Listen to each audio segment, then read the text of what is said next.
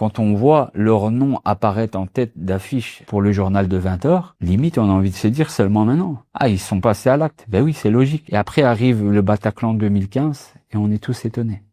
Est-ce que ça vous dit quelque chose, des noms comme Brahim Abdeslam, Sami Amimour, Abaoud, Lakraoui, Bakraoui? Ouais.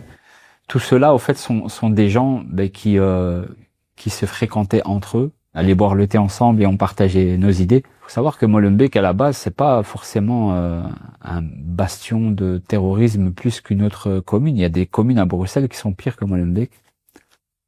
Mais simplement, à un moment donné, il était possible de prier dans des mosquées complètement clandestines.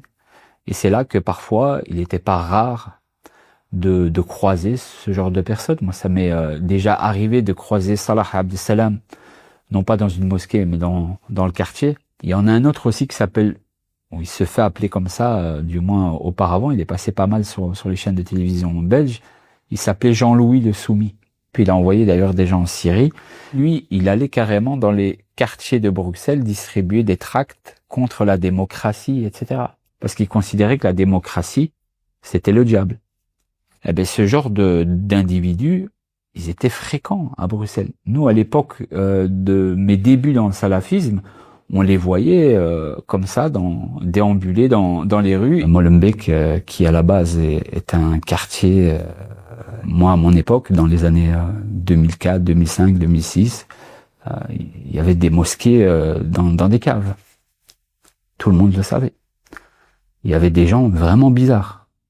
La majorité de ces gens ont fréquenté des lieux et les gens, et la police ou autres, ou même les politiques, savaient pertinemment qu'ils représentaient un danger. Pour la majorité, c'est pas une surprise.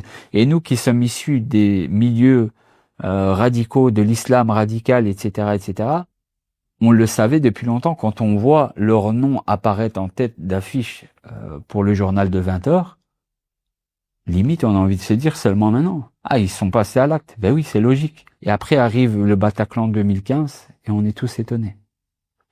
Après arrive Zaventem 2016 et on est tous étonnés.